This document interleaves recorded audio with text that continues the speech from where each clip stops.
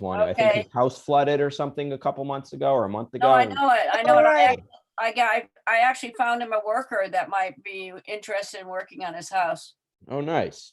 Mhm. Yeah, it sounds pretty stressful. Yeah. All right. So maybe we should just start. Maybe it's such a nice night. No one else will join us. I don't know. Oh, there's It's pretty Mary. darn nice. Huh? Yeah, Mary and James. All right, I'll start recording now, okay, Sandy? sure. Hang Okay. on, let So, me figure out, wait a minute, okay. Record. Okay. Go. okay.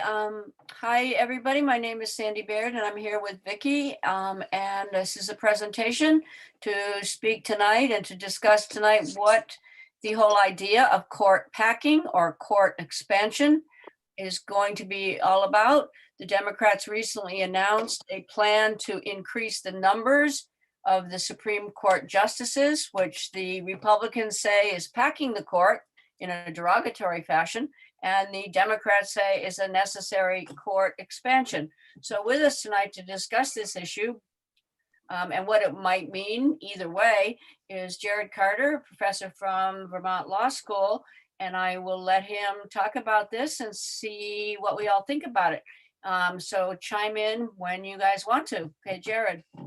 Yeah, thanks, Sandy. Good to see everybody. Obviously a small group, so I'll sort of give an overview and then hopefully we can have a nice discussion. And I don't profess to have all the answers, certainly, but I think I'm going to nominate Sandy Baird to be the 10th justice to the U.S. Supreme Court when we do pack it. But but really, I always like to start with the language of the Constitution, because we're talking about, you know, expanding the court, packing the court, and that's only one of the ideas that this Biden commission is looking at.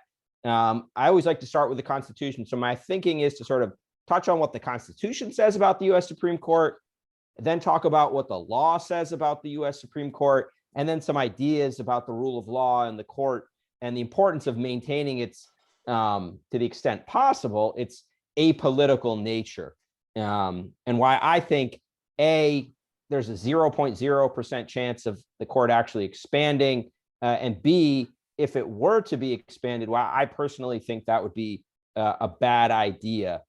Even though I would be the first to admit that I am concerned about the makeup of the court right now and the decisions that it might hand down.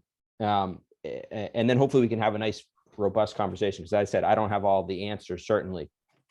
So the Constitution, which is the document, obviously, that structures the government, provides pretty little in terms of what the court should look like, what the makeup should be.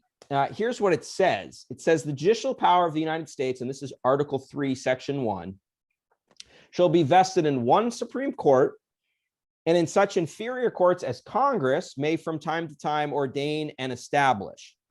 The judges, both of the Supreme and inferior courts, shall hold their offices during good behavior and shall at stated times receive for their services compensation which shall not be diminished during their continuance in office. So one of the things that the founders were really concerned about was and they were very, of course, all sorts of flaws with the Constitution, and that's why there's a process for amending it. But one of the things that they were very concerned about was the independence of the judiciary. And so when you look at that language, some things that jump out to me, that they serve during good behavior.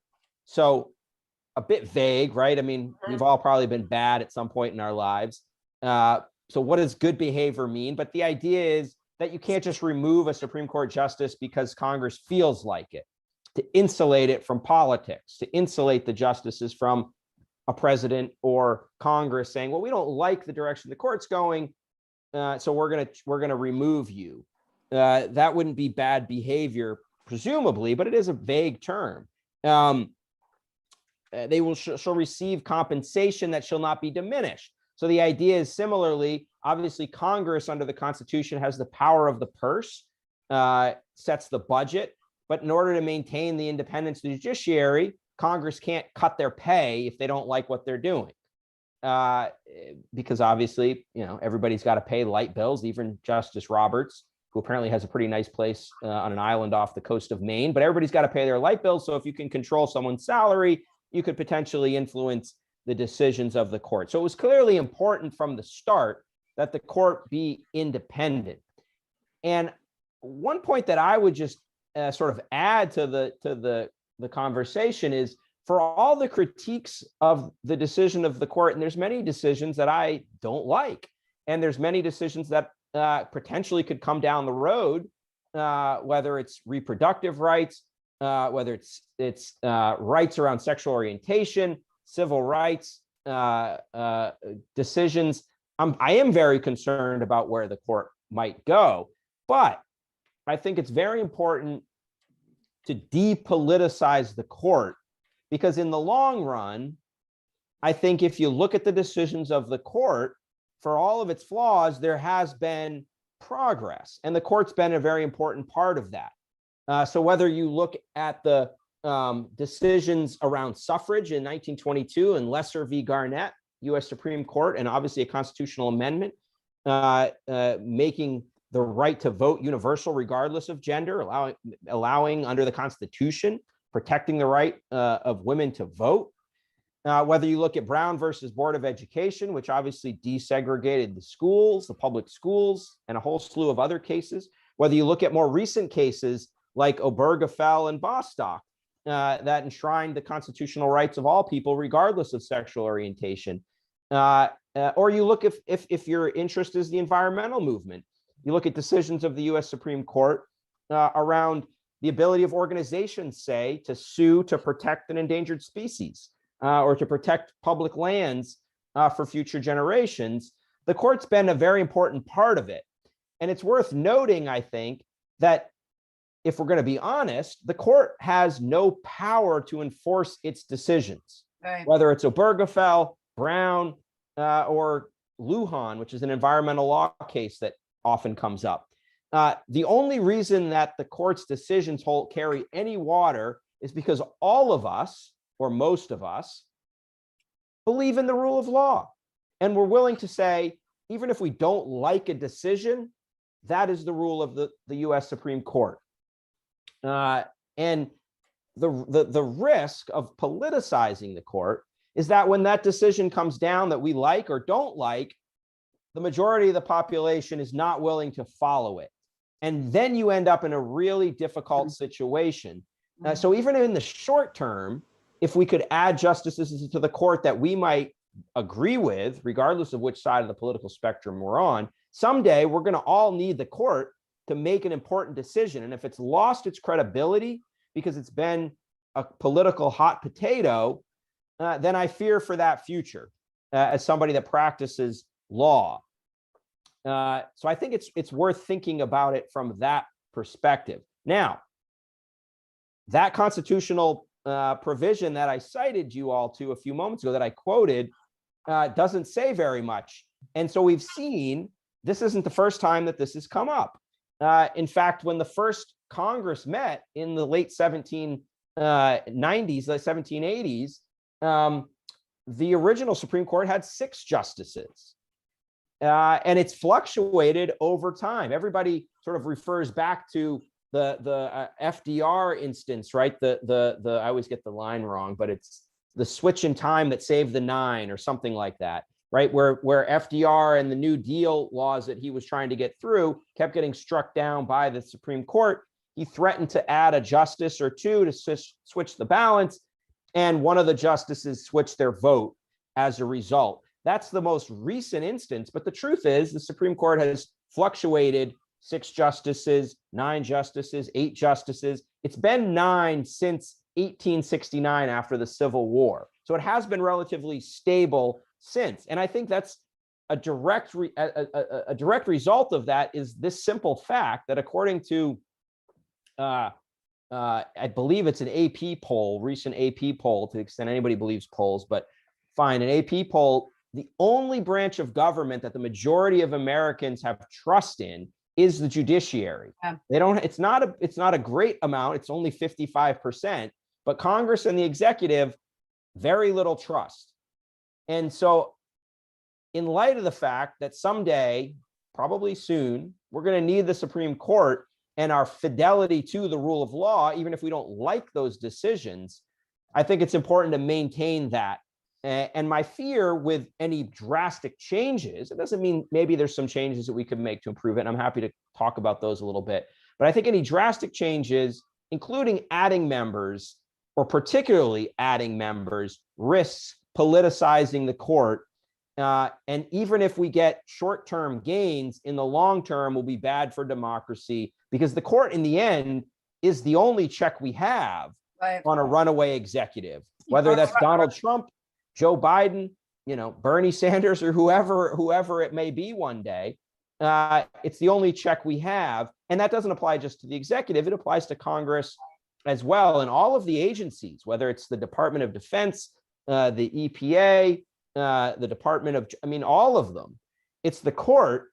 And it's important to remember that unlike the executive, which has the commander in chief power, right, to control the military, and unlike Congress, which can control the purse, the court really has no power except for the fact that we all give it power through our belief in it and in the rule of law. And so that's why I have no concerns about making significant changes. Jared, yeah.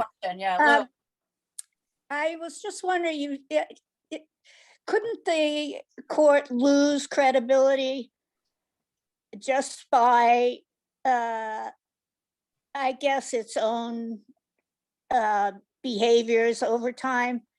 I mean, if it swung one way horribly for a very long time, it could lose credibility in that way as well.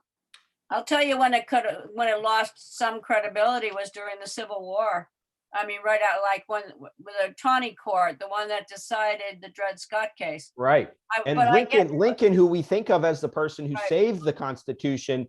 I've got a quote actually that I wrote down that I wanted to share from Lincoln, because I think it's an interesting one when we're thinking about the Supreme Court, especially coming from Lincoln, who we think of as the guy who saved the Union, the Constitution.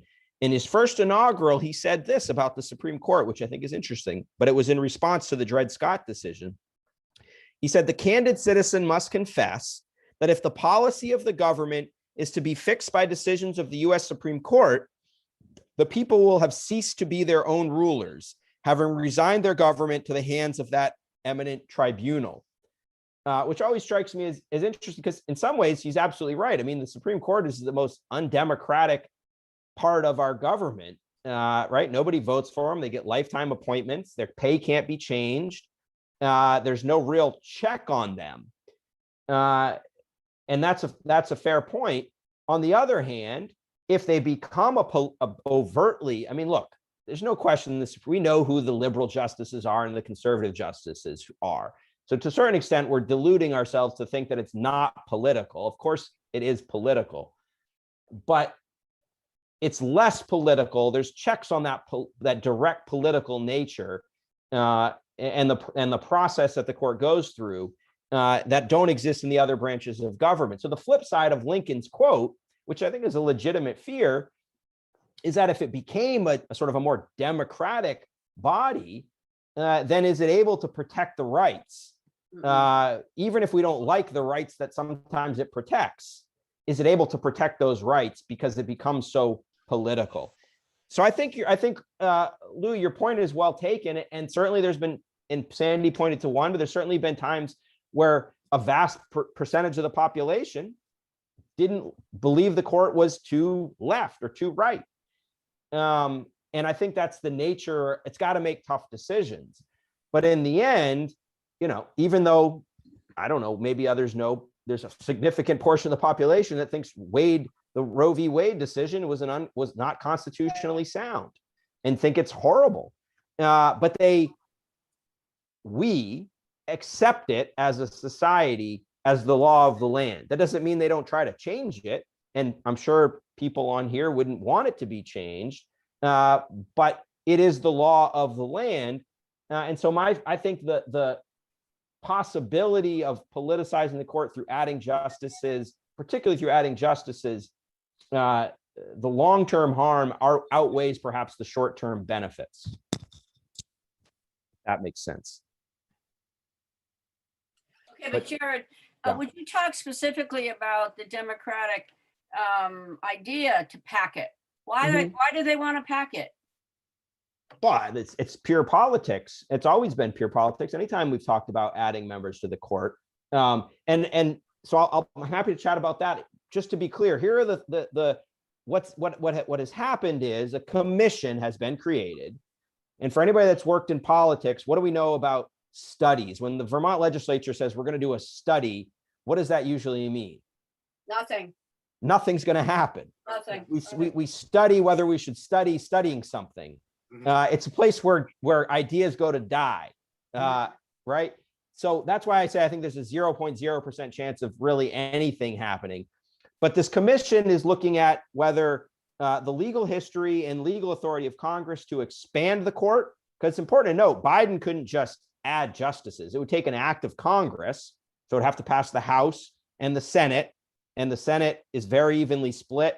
Even if they could get all Democrats to go along, I'm sure at least one Republican would filibuster. And so you're never getting to 60 votes. But this commission is going to study that. It's also going to look at the idea of term limits, which I think it's interesting, whether it's constitutional or not. I mean, I read you the provision of the Constitution. Term limits, that seems less problematic on its face. And then the other idea, which I actually think is an interesting one and may actually be worth looking at, but I think I have concerns about it as well, is the rules around recusal for justices. So in the lower courts, Congress, in the district courts and the circuit courts, Congress has set forth rules for when a judge should recuse themselves. The Supreme Court sets its own rules. And there's been critiques of both liberal and conservative justices who have, say, investments in a particular company or their family member or a trust that they have some interest in has investments in a party before the court, and they haven't recused themselves. And I do think that is a problem. And so I would personally support changes around that, probably, but there is still that risk of when you have a legislative body deciding when and how recusal should happen, of politicizing the court in a way that harms it as an institution. So those are the possibilities. Why do I think the Democrats are proposing that? I think probably everybody in here knows the answer to that. I think they're concerned about Roe v. Wade. They're concerned about cases like Bostock and Obergefell, in particular, environmental decisions that are likely to come down based on the makeup of the court and change. And I think that's why they're proposing this. Simple as that. Could I ask another question before we move on? But I don't understand, I guess, the Republicans, rather the Democrats' ideas on this subject, because they might lose power one day. They might not be the party in rule anymore. They will. And well, okay, but right now they have one party rule, except for the court.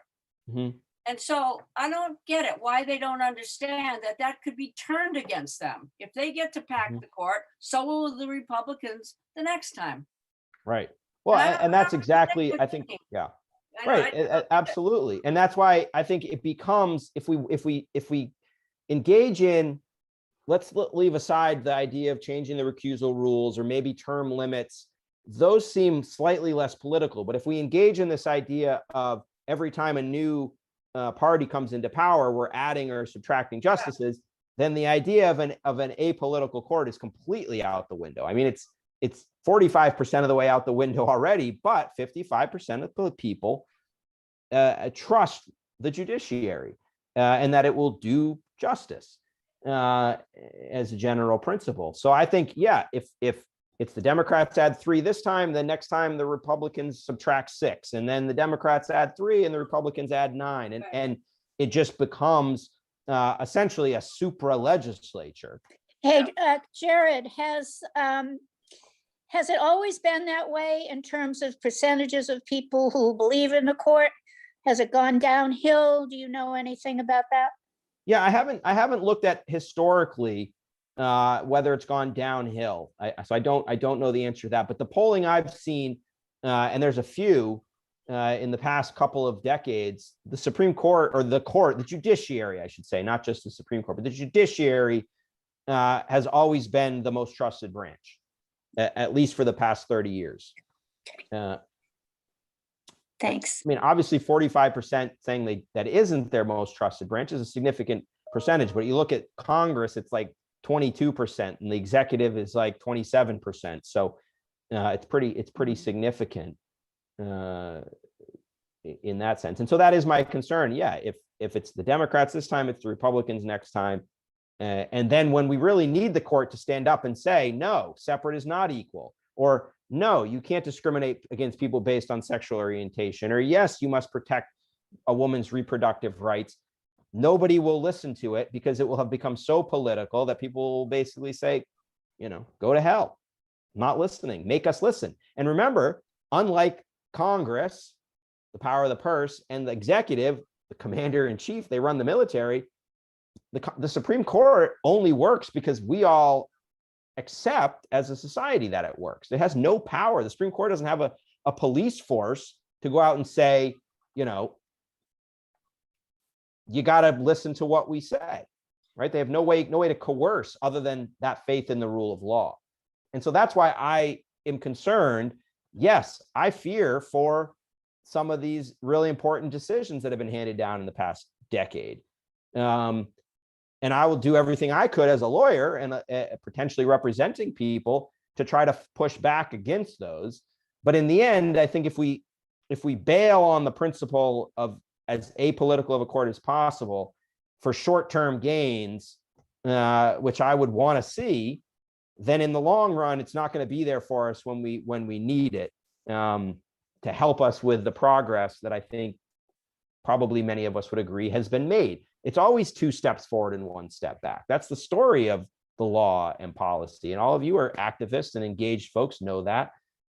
So we've got to think, I think, about the long game, even if it doesn't feel great now and we're legitimately concerned. Somebody else has anything before, because I do have another question, but anyone else have something to say? Okay, I was going to say 2 things. One, although people, I think most Americans right now on the left suspect, I guess, that the current court is very conservative. However, there's no guarantee of that because every justice has the right and does change their minds. Even someone like John Roberts, he was suspected to be a Roman Catholic, right? And a conservative, and he is now the Chief Justice, but he issued a very decent decisions. He's basically turned out to be a bit of a liberal, I think. I was trying to think of the one that I was most surprised about. Well, everybody points to him siding on Obamacare, the Affordable Care Act. On Obamacare, he decided that Obamacare was constitutional, and no one expected that from him. I don't know if you can really suspect or expect on any individual justice how they're going to go because they change their minds. Right. I mean, and there's been others in the past, and I think that is a result of the fact that, yeah, Amy Coney Barrett was appointed by Donald Trump. Right. But she has she owes him nothing now because she has a lifetime appointment. And so while I do think we all sort of know who the liberal and conservative justices are, there is among those 9 people a respect for the rule of law, a respect for the integrity of the court. And I think Roberts, particularly as the Chief Justice, and he's written decisions I vociferously disagree with, but as the Chief Justice, I will give him credit for, at least in some instances, trying to find that sort of, I don't know if middle ground is the right word, but that ground that will depoliticize the court. And to Sandy's, this is Lou, and to Sandy's point about having a justice change his mind, I mean, that's what happens on the Supreme Court is they can change each other's minds. Exactly. I mean, that's the whole point, right? Is that they have to argue. Well, they also have to argue about substance. They have to argue based on the law A politician really doesn't. A politician can just stick his finger up in the wind and decide what way to go. A justice really, if they're doing their job, they have to base their decisions on law and on precedent. And that I would guess many of them have a conscience about that, even though they were appointed by Trump or Obama. That Right.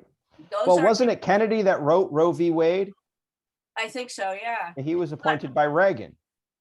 Well, then also Justice Souter turned out. He was appointed, wasn't he, by Reagan as well? And he I'm turned not sure out who appointed he Justice Souter. turned out to be a liberal too. Or, you know, even Justice Scalia decided free speech cases Right. that were in terms of free speech. And no one expected any of that from a Republican appointee. So I think that we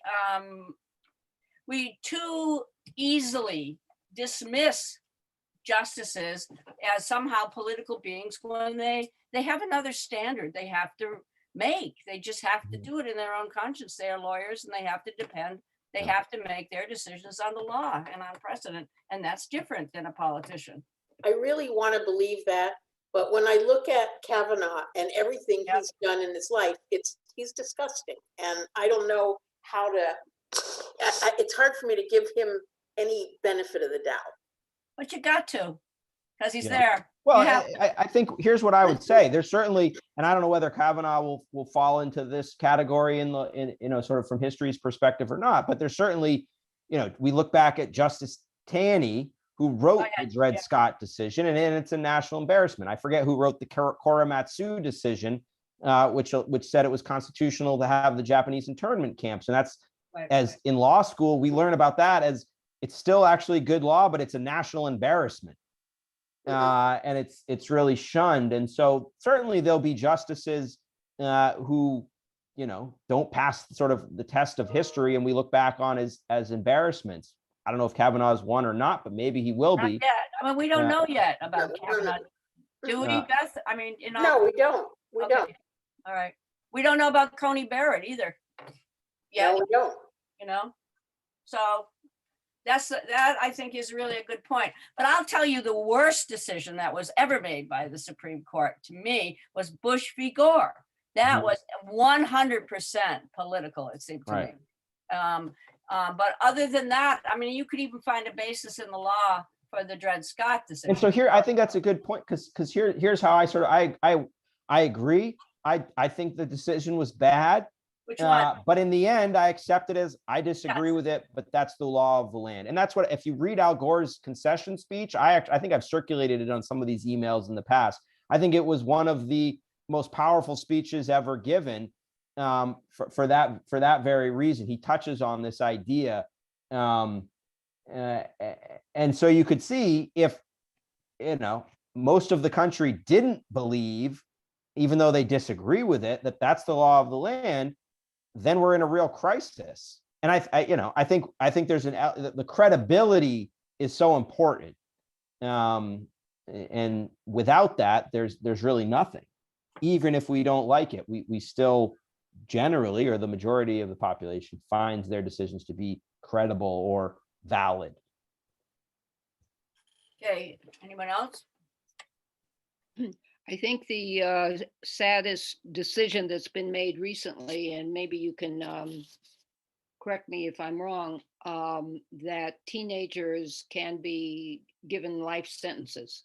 Mm-hmm. Oh, yeah. Oh. Yeah.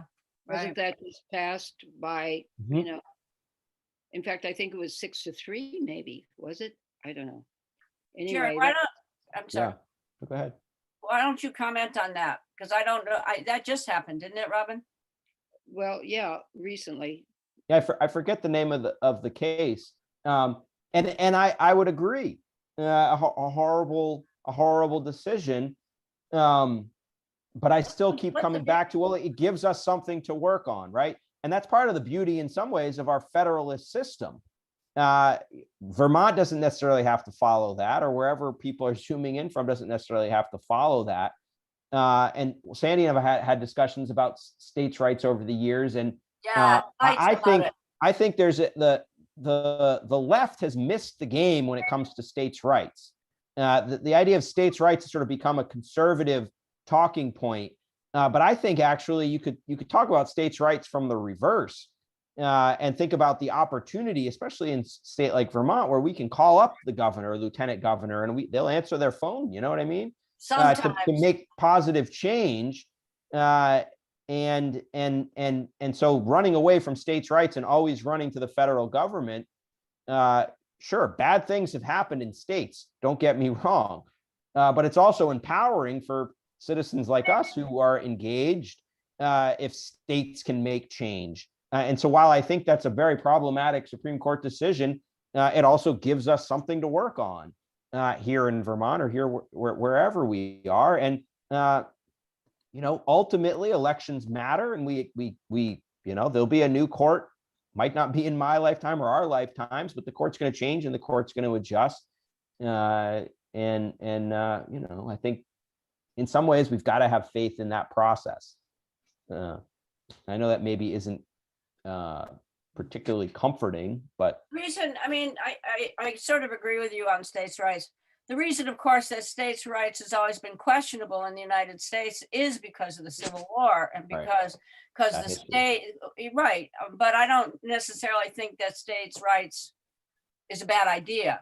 Certainly, prior to the Civil War, the states in the South and in the Confederacy, the states' rights argument were used to justify slavery, and that's what Jared and I have had discussions about, because the men from the Confederacy that went off and fought for the Civil War said that they were fighting for states' rights, and those individual Confederate soldiers may have been, but the rulers of the South were fighting for states' rights because they feared that the federal government was going to outlaw slavery, and so they seceded when Lincoln was elected because they knew he was going to put slavery on the road to extinction.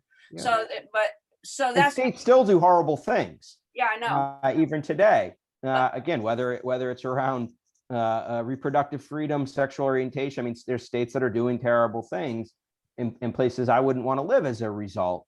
But on the other hand, we can, and as we should, complain about those things, but it also is empowering in some ways, because we in our community can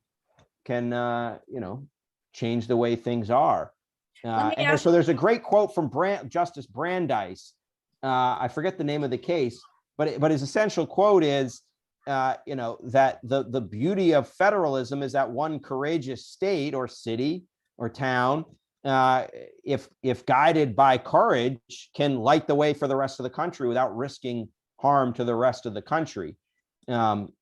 Of course, there's a flip side to that. I can appreciate it, but it also is an empowering principle. So when the Supreme Court rules on something, I accept it, and I say, well, that's the way, I guess now minors can be punished in that way. I don't like that, but I also feel empowered to work to change it, if that's what where my passions and my energy lie.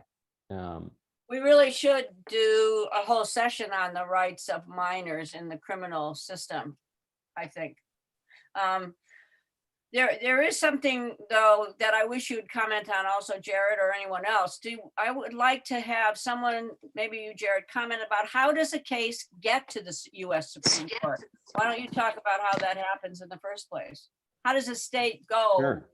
Yeah. So the Supreme Court has what's called original jurisdiction over a very limited number of cases, and I forget exactly what they are, like admiralty and a few other cases. Otherwise, the cases move through the federal court system. So again, we have a federalist system. So there's the federal courts. In Vermont, we're a small state. There's only one federal district court. In some states, there's multiple, right? There's a middle district, a central district, a northern district. And so cases move through those federal courts, all the judges are appointed by the president or a president. And then there's a right to appeal to the circuit courts, and Congress has expanded the number of circuits over the years. Originally in 1789, the makeup of the circuits was not what it is today. There were district court judges, and then a Supreme Court justice would ride the circuit, quite literally, and those were the circuit courts. Today we have circuit courts in which judges are appeals judges. They're circuit court judges, and there's multiple circuit courts. There's a right to appeal to a circuit court. And then if you want to, you can appeal to the United States Supreme Court, but the US Supreme Court gets something like 10,000 appeals a year, and they only grant what's called cert, a petition for certiorari, on about 70, 75 cases. And so that's how it ends up before the US Supreme Court. And all it takes to get a case, well, not all, because that makes it sound like it's easy, but of the 9 justices, you've got to get 4 to agree to grant the petition. In other words, hear the case. And if 4 of them say, let's hear the case, they'll hear the case. And so that's the process through the federal court system. You can also appeal from a state Supreme Court to the US Supreme Court. But the federal courts, including the US Supreme Court, can only hear certain types of cases. So the federal courts can only hear cases dealing with federal law or the US Constitution.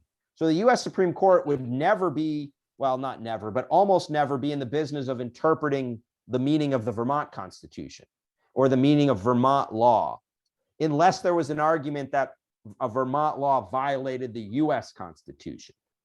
So state law and state constitutional cases always end up at the state Supreme Court here in Vermont, the state Supreme Court. Federal issues or federal law questions or US constitutional questions go up ultimately, conceivably, to the US Supreme Court. So that's how they would move through the courts and end up there. And we're not really sure how the Supreme Court decides what cases to take, what cases not to take. We have some ideas based on the cases that they take, that they are more likely to take a case if there's a split in the circuits. So in other words, if the Second Circuit says the Constitution protects the freedom of speech of public school children, and the 10th Circuit says it doesn't protect the freedom of speech of public school children, well, that would be weird in one country to have different constitutional rights depending on where you are under the US Constitution. So that would mean that the US Supreme Court would be more likely to take that case up to resolve that, what we call a circuit split. So that tends to be one way in which cases end up at the US Supreme Court. Okay, right, someone else? Me, I wanted to ask, what did you think any of the new restrictive voting laws will end up in the Supreme Court? Are they anyways? Yeah, That is a question. I personally think there's a chance that they will. I mean, obviously we don't know, but if you get 4 justices to say, let's hear it. I know that many of them, the lawsuits happened the day they were signed or the day after they were signed. And when you're talking about voting rights, among other things, you're talking about the First Amendment. So I wouldn't be surprised to see those certainly move up through the courts. A lot of times the US Supreme Court will sort of wait, not always, but sometimes they'll wait and see what the circuits do. Let the circuit courts sort of wrestle with the issues, let them do the research and write the decisions to sort of, excuse me, see how things are sort of sussing out. So it might not happen right away. But on the other hand, with something as fundamental as the right to vote, maybe the Supreme Court would take that up more quickly and not have it sit for 4 or 5 years. I'll give you what I think is more controversial even than that is the right to bear arms. Second Amendment. What do you think? There are going to be restrictions, I would guess, about guns.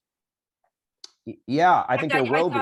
I think that didn't President Biden do something about guns recently? Mm-hmm. And that was an executive order. I don't know where that will. So the executive order, again, it was sort of one of these let's study it executive orders. So the executive order asked the Department of, I think it's Department of Justice, to look at promulgating a rule, and they had a certain amount of time to deal with what's called a ghost gun, which apparently is like a homemade gun that doesn't have a serial number on it, so it's untrackable. How to regulate those and propose a rule to regulate them. And then I believe the other piece was, I want to say, looking at the so-called gun show loophole. Hello? Hi. Sorry, my mic's really loud. Hi, greetings. So I think those were the two things, and I don't know that either of those rules have been proposed yet, but they'd go through a rulemaking process. But it wouldn't take an act of Congress probably, but I'm sure there will be litigation over those. Right, right. Another interesting one we're talking about, there's 34 states that are considering anti-riot laws or have adopted Yeah, anti-riot right. laws. Florida, right? Florida adopted one. Oklahoma's got a pretty draconian one. And some of the First Amendment considerations around those are pretty troubling. So, for example, under Florida's, it appears, and it obviously hasn't been tested in court, that if something was deemed to be a riot, then if you were at that protest, even if you were not engaged in rioting, breaking things, that you could be charged under the law. There's another troubling provision that makes it an affirmative defense. In other words, it's a defense if you are charged. You might remember Charlottesville, the Yes. nut job that ran over and killed a woman. And then there's been a few more recently with people driving tractor trailer trucks through protesters. It would be an affirmative defense if you ran over somebody. If it was deemed to have been a riot, you could say, I'm not liable because that was deemed to be a riot. So I think that's another piece that's particularly troubling from the First Amendment perspective, because obviously all of us could be out peaceably protesting, which is protected. And if we were harmed by somebody like that, then we'd have no recourse in civil courts. So I think those are really problematic, and I anticipate those might end up before the U.S. Supreme Court. Have any of them been passed? I thought that they were just proposed in No, Florida. the Florida one was passed and the governor signed it. There's already lawsuits. The one in Oklahoma, I believe parts of it passed, but there's 34 states that have different, varying anti-riot laws. Okay, what about anybody have any other questions? There's somebody, I guess, in the chat, Beth. Is that right, Beth? Beth? Just wrote yes. So I don't know if you have a question, Nia, but go ahead if you have one. Okay. She does. How do you feel about having to something? I don't have to wear a mask anymore. I'm 2 weeks out Yeah. from my second vaccine, so I don't Yeah. feel anything about it. But that's not ever been a law anyway, correct? About wearing masks or not wearing masks. Right. It's not a Yeah. law. I think it's a recommendation. And my guess, somebody changed it today. Was it the president who said that if you're fully vaccinated, you don't have to wear masks anymore, inside or out? I have no idea how anybody will tell who's vaccinated or not, though. Can't. I know, right? Yeah, I think it's basically unenforceable in a lot of ways. But I think it's a fair question, a tough issue. Ultimately, I think it's probably going to fall to private businesses to decide, and it's worth noting that a private business, unlike the government, doesn't have to. There's no constitution that applies. So if I don't know, what's your favorite store on Church Street or wherever, if they decide they want to have people wear, purple and white masks over their eyes, mouth, and nose, there's nothing that anybody could do to stop them from a constitutional perspective from doing that. They can't discriminate based on race, gender, sexual orientation, ethnicity under federal law. Or religion. Or religion, exactly. But, So I have a question which might be really naive, but. I love hip hop. I don't know Little Peep, though. There's the idea that it's not, that the court is not political. Yeah. But the appointments in the last couple years have seemed very political. Always. And so, there's no one broke any laws, right? In not allowing Merrick Garland to go forward, and yes, allowing Amy, whatever, to go forward. So it's just, we're just relying on how Congress decides to Yeah, I mean, so yeah, I agree. I mean, I think, Like, I think the it's not blame fair. lands on all these politicians. Mitch McConnell certainly politicized the court with what he did with Merrick Garland. Right, Um, but he didn't do anything wrong, so. No. he Well, he certainly didn't do anything wrong. legally wrong. Legally And wrong. I think, right, the Democrats could one up him, or whoever could one up him, and They will. further that game, tit for tat. Eye for an eye makes the whole world blind, though. Right, but that's what you were saying, is that it feels really unfair and it makes me really angry. Absolutely. Talking about the So law. channel that anger, to get, I it's- mean, in Vermont, we obviously, but maybe people in Kentucky will channel that anger. I don't know. I mean, I Right. wish I had a better solution than that, but And as you said, it's the long game, because if Yeah. otherwise this just continues the exactly. tit for tat sort of. The most Yes. angry I was ever about the court was over Bush v. Gore. I don't, in some ways, even, I do understand what Jared's talking about, and I also agree with him. But at that point, that the court actually appointed the president of the United States, stopped the recount, appointed the president of the United States, we got without a recount, essentially. That was pretty political and pretty disastrous. However, what was the choice? Riots in the streets? It's worth going back. And again, I think I sent it, I don't know how many of you were on this email, it was a bunch of years ago. It's worth going back and reading Al Gore's concession speech after that decision. What did he say? He just said, we have to accept it, right? I mean, it was essentially this idea. Yes. Yeah. Okay, I did want to mention a little bit about Roe v. Wade, unless other people have some other thoughts. So I guess we're going to expect to have some kind of a restrictions around abortion. And this is how it's going to happen, I think, is that some state is going to make a very restrictive rule around abortion, and that's going to go up to the United States Supreme Court. And then the court is going to have to find if it is in violation of Roe v. Wade and whether or not Roe v. Wade will be overturned. Mhm. Everybody, and that might happen, and I think many people feel that it's going to happen. But do people really know what then happens if Roe v. Wade is overturned? And I think Vermont is in a really good position. What happens if Roe v. Wade is overturned? It's not the end of the world in a way. It's not the end of the world. Yeah. Go ahead, Jared. Go ahead. Yeah. I was just going to say, I think what happens is if Roe v. Wade's overturned, it would give states the ability to regulate more. It doesn't mean they have to regulate more. And you'd see certain states, more conservative states, you pick your, conservative state du jour, doing much more strict regulation of it wouldn't force Vermont to,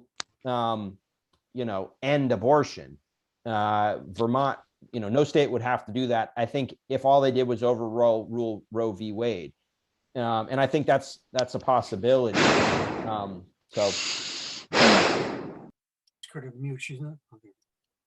Yeah, right. But see, that's why it's important to understand, I think, what the procedures would be. Many people think that if Roe is overturned, abortion is outlawed, which is not the case. Then it will devolve to the state to decide. That's the only difference. Hello? Can you hear me? Somebody tell her. to get off. She's doing it deliberately. I know. Who is it? I believe. So, but what that means, the legislators in the last session passed a very interesting law in the state of Vermont, which stated that that it codified Roe v. Wade into Vermont law. So if it's overturned on a federal level, Vermont still is protected at this point and has protected women's rights to choose. There was weirdness in that also, and people like me and Lou were very cautious about approving that legislation. Because of course the legislation can be easily repealed and overturned. But if Roe is, in other words, overturned, it does not mean that abortion is automatically outlawed. And people should know that. People should really understand that. Okay. How do you guys feel about Joe Biden? Okay. Anyway, I think we're being Zoom bombed, I think right? so too. It appears. I don't know for sure. What? Does anyone- Anyway, does anybody have any other questions at all or thoughts? About abortion, it's still, even though it's legal in Vermont, it Yeah. still is as a hush hush, is very hush hush. The hospital of, I mean, I'm sorry, the UVM Medical Center was, I mean, had to be pressed to offer abortions, right? I mean, people were going to Planned Parenthood. It's still considered, it's how it's still considered, though legal, it's still considered a hush hush and controversial. And do you know how many abortions have been performed at the UVM? Yeah. No, but I will say that UVM, I kind of in a way disagree with you, Jane, respectfully, because the medical center took a very brave decision and decided to perform abortions in the first place. They have had, over the years, the medical center has had a majority Catholics on their board. No abortion. So the medical center decided, in the face of serious opposition, that they were going to do elective abortions. I thought that was pretty brave. And that's the way it stands now. Do I know which makes abortion a medical procedure? Basically, abortion is now a medical procedure, period. It doesn't have the moral trappings, at least in Vermont, of anything more than a medical decision. Of course, because it's going to be controversial, I think.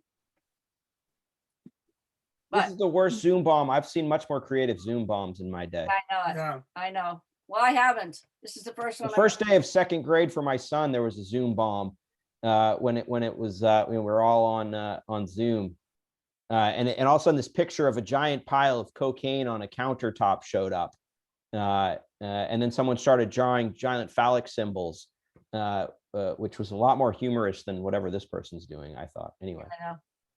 Okay, well, we're almost at a close anyway, but I did want to answer somebody, Lou or Beth, that said, you know, that you were very angry about Kavanaugh, right? Or whomever, and that these are all political appointments. Yeah, in general, that's been the case throughout history. There was probably no one more political than Roger Taney, who decided the Dred Scott decision.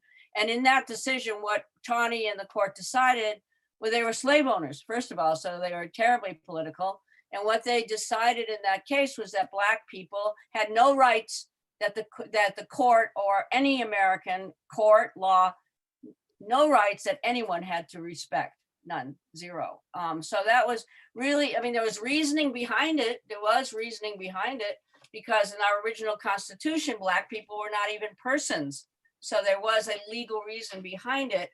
However, it was deeply, deeply political, but it's not the first time that that a president has nominated and appointed people to the court that he didn't expect back political loyalty. I'm sure Trump did that. I'm sure that Bush did it. I'm sure that Biden will do it too if he gets the chance. They all do it. They often, however, get surprised. Sometimes they get surprised, right? Which I think John Roberts is a surprise. Right? What do you think, Jared? Yeah, I think John Roberts, in my view, is an institutionalist in the sense, yes, he's a conservative justice, but he believes in the institution, right, and will vote or write accordingly some of the time, not all the time, but some of the time when he believes sort of the credibility of the institution is at stake. And again, I don't know that I agree with him on many things, but I certainly respect that piece of it, because I keep coming back to this idea that if we don't have faith or credibility in the rule of law, then all is out the window when we All's need it. out, right? All's up for grabs in a way, right? Yeah. Okay, any final thoughts or questions? Okay, I think Beth, next week is the People's Law School, right? That is happening on next week. Yes, The People's, and I think, is that the presentation on tenants, landlord and tenants? no, that's the one, it's the one on social benefits, SNAP and Medicare. Okay, so SNAP is food stamps, I think, right? Yeah, and Okay. that's next Wednesday. Okay, so thank you all. Good to And see everybody. sorry for the Zoom bombing. All Okay, but good. we'll see you next week. And Lou and Betsy and Robin, I hope Monday at 4, correct? Yep, thank you. I'll be there. All right, great. See ya. See ya. Bye-bye. Okay, bye.